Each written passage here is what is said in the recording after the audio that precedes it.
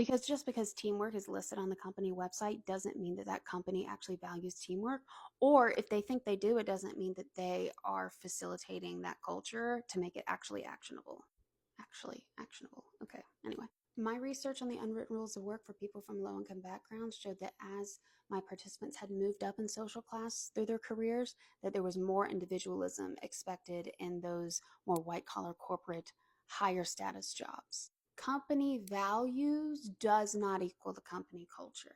So, leaders, if you're struggling with this and you want your team to work together better, keep this in mind. Here are some quick tips. Reward team achievements, not just individual ones. Create shared goals and projects for the team and not just one on one with each individual. You can still have one on one, just still have them as a group. Encourage open communication and idea sharing, have brainstorming sessions or writing on the wall sessions. Have your team work together and intervene with any bullying or harassment. Silence is a choice. If you are silent about it, you condone it. If somebody's, downplaying somebody else's ideas and being derogatory, it's not just hurting them, it's hurting the whole team, and they're all gonna clam up. And that's hurting your psychological safety, which is related to all the organizational outcomes you care about.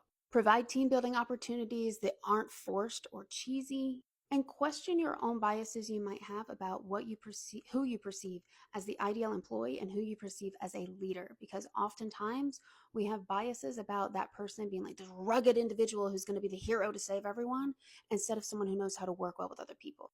Remember, I posted a video about golf the other day and how a lot of employers talk about or not even just employers, like CEOs talk about how this makes them a better business professional and they build so many relationships and it's so important and tells them how people do business.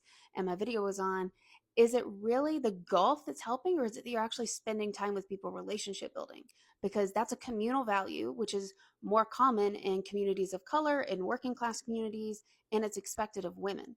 And those are all communities that have not been given the same level of leadership and organization. So maybe it's time we learn something from them.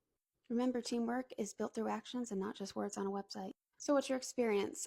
Anybody watching this, does your workplace practice teamwork? And if so, what makes it effective?